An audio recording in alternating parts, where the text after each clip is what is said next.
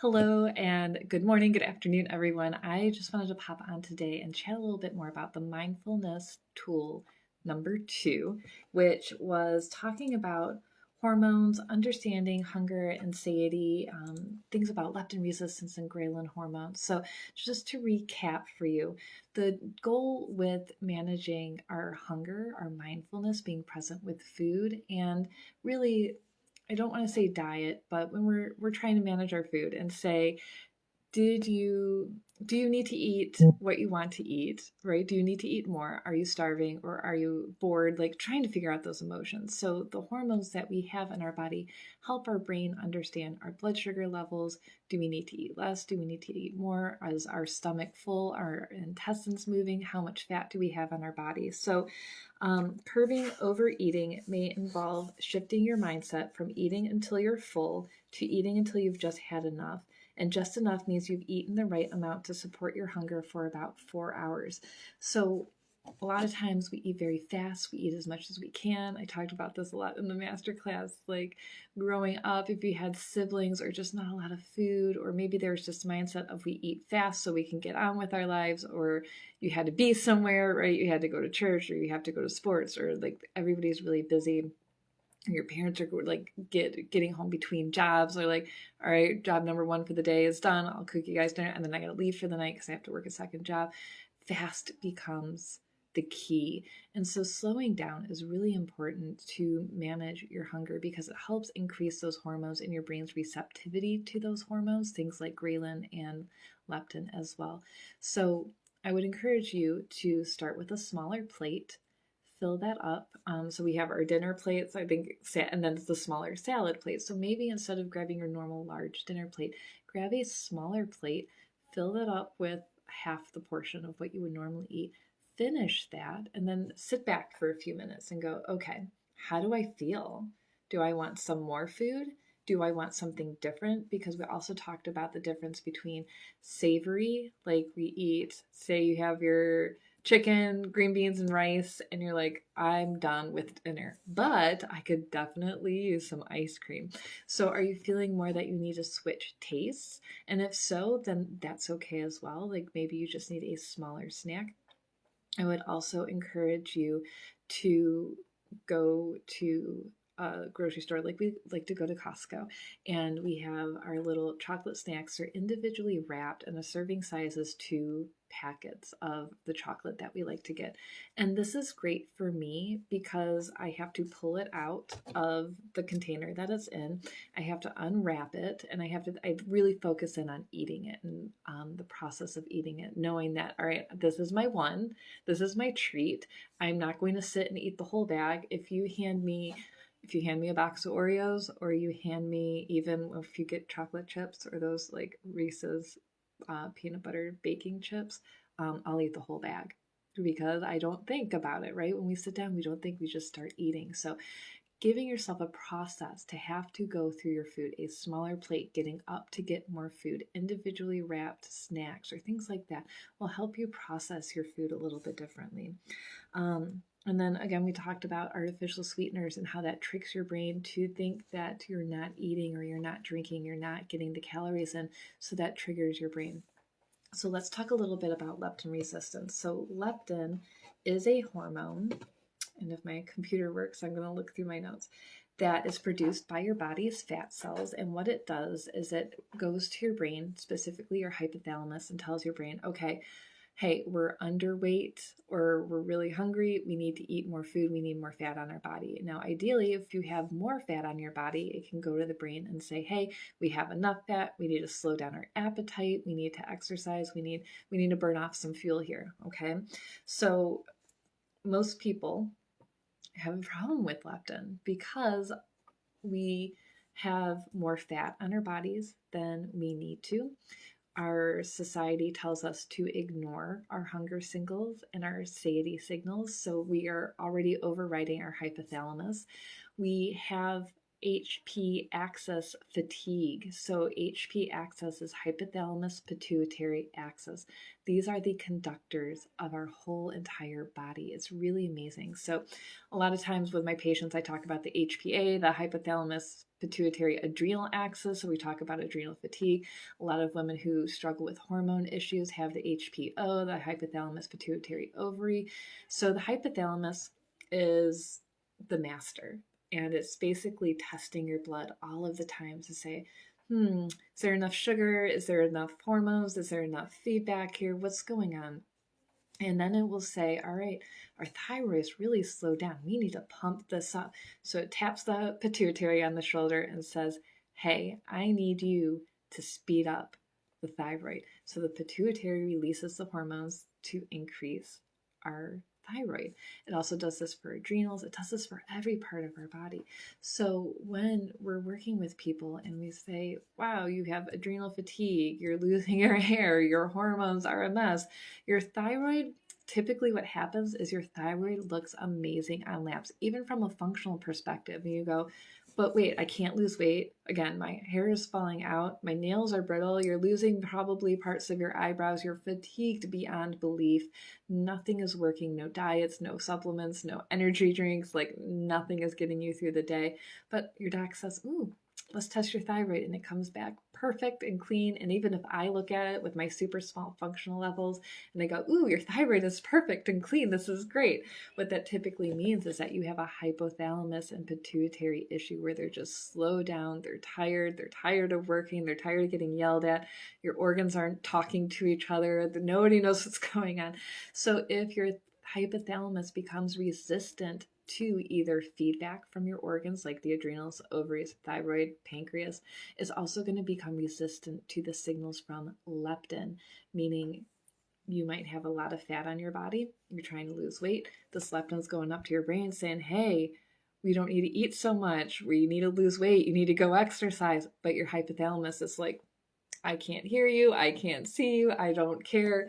I am done. I'm done with you people telling me what to do and wants to go sit in a corner and hide. So one of the functional things that I like to do is give hypothalamus nutritional support to start there. So if you think that you might have leptin resistance, honestly, there's not a lot of ways to test it that I know of right now. I'm sure there's something out there. But we can just basically assume, right? So we can do the hypothalamus support. I like to use standard process. Apex Energetics has some good ones and Designed for Health as well. We use animal glandulars, which have the DNA blueprint of these organs. And so basically, this information as a supplement goes up to these organs, hands it the blueprint, and says, hey, we need to make some more cells that look like this because we need to refire these engines. We basically need to rebuild from scratch. Super, super supportive. It works very, very quickly. Standard process has one called Simplex F, which I love. I'm obsessed with because it works on the hypothalamus, pituitary, thyroid, adrenals, ovaries, uterus, pancreas. It's fantastic. So the other thing that we have to do is get the inflammation down in your whole body. So what we do is we run blood work to see what the inflammation looks like. Is it CRP? Is it ferritin? Is it an iron issue? Is it an immune issue? There's so many things that we could look at with inflammation. Now, inflammation is not a turmeric deficiency. So the way I've been taught, and I've had a complete paradigm shift in the past, actually just the past month, a lot has changed for me. But, the research shows turmeric, but your inflammation is not a turmeric deficiency. There is something else that is causing it. We need to figure that out. Is it food? Is it sleep? Is it hormones? Is it sugar? Is it food? Is it a sensitivity? Is it autoimmune? Like we have to dive deeper than just sprinkling everybody with turmeric. Okay. And then, I do like this list that's in my notes about leptin resistance, which is cutting out processed foods, because these processed foods have these artificial sugars in them. Even stevia is known to affect hormones. It is a birth control in the Amazon. It's a natural birth control. So we want to get you off of the artificial sweeteners, flavorings, NutraSweet, equals, all of those things can impact the brain, make you leptin resistant. Eat soluble fiber, maybe for some people that can help manage blood sugar. So blood sugar management becomes a very big issue and support for here. I like to use the 2 oils by doTERRA, the Balance Oil and Slim and Sassy. I can't tell you how many people who have diabetic type issues, who don't sleep, have night sweats, wake up hungry, have very large amounts of fat on them in an unhealthy way. It's making them very sick. And I have them put Balance and Slim and Sassy on their feet every night and morning.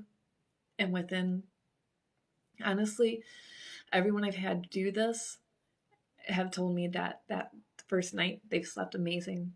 They didn't sweat. Their blood sugar was perfect. So those are the two oils that I use. Exercise, of course, would be very important for many, many, many different reasons. It's not about fat loss, which is great, but it is about building muscle, because the more muscle you have, the stronger you are, the more resilient your brain becomes. It reduces inflammation. It's awesome for stress. It supports your hormones, and it gets you moving. It changes things up. It changes your brain function. It improves neurotransmitters. So just moving your joints, so it doesn't have to be anything severe or significant or 2 hours in the gym. It has to be that joyful movement where moving your joints will directly impact how well your brain is functioning. So stretching, yoga, walking up and down the stairs a couple times, picking up a 2-pound weight. If you don't have weights, use cans. Or maybe you have corn or green beans or something sitting around. Those would be perfect. So movement is really, really important. Of course, sleep difficulties is associated with higher levels of leptin and leptin resistance. So if you struggle with sleeping, this is something you really need to focus on. I have it right here. I use Serenity capsules by doTERRA. I use the Adaptive capsules by doTERRA. They don't make you sleepy. Don't worry. I have them out on my desk because I took them today for stress. But what they do is give you the building blocks for your neurotransmitters. I also use a product called Insomnitrol, which is great because it has a little bit of melatonin in it, plus 5-HTP, SAMe, all of those things that build healthy neurotransmitters. You don't want to eat before you go to sleep. You want your dinner to be your last meal. You want to shut down your phone. All of those sleep hygiene things that we know, and give yourself some time. So a lot of people will say, oh, I didn't sleep good this one night. I'm just going back to my routine. It takes time for your brain to heal and to reach that new function. And the last one I have is eating more protein. So the protein will help balance your blood sugar, help you feel more full longer, help your intestines actually will take longer to digest meat, which is a good thing. So it keeps your satiety levels higher for longer, meaning you feel full for longer. So if you've ever had a salad, right, and how long does it take before you're hungry again? Like really fast, right? You're like, okay, I had a salad, now let's go out and get some food. Now, if you go and have a strip steak or eggs and bacon, you're going to feel full for a lot longer. So more protein is going to help those hormones, also help your brain feel good as well. So depending on your school of thought, you may be able to heal your leptin resistance. Some people aren't able to, but I would encourage you to not give up, not try something for one time and then be done. Keep going. Your health, your life is worth it. You are so important, and you have the right and the ability to take care of yourself. Don't expect results within a day, 2 days, right? I always say we don't go to the gym one time and lose 50 pounds. We have to go every single day. I am on week 9 of my weightlifting program, and I am nowhere near what those people look like. It takes time. I know that when I look at these Beachbody programs, I actually had a couple of patients start some this week, and they're talking about, oh, I wish I looked like Autumn, or oh, I wish I looked like her. And I have to remind you that at the bottom of those screens, when they show you those before and afters, and they are amazing and they are real, that it says after 3 rounds of this program, after 6 rounds of this program. So you have to do these programs over and over and over and be committed to your health to see the results. So let that be your encouragement as you go through the rest of your life. Let that be your encouragement that you have the time and the capability to take care of yourself. You are on a journey. This is not I'm healed and I'm done and I can do whatever I want. We have to live this life for the rest of our life. So if you have any questions about leptin resistance, let me know. If you'd like more information about the supplements or the essential oils I talked about, let me know. I am here to support you. And we'll just keep going with our mindful eating program this month. Thanks for being here. I'll see you guys soon.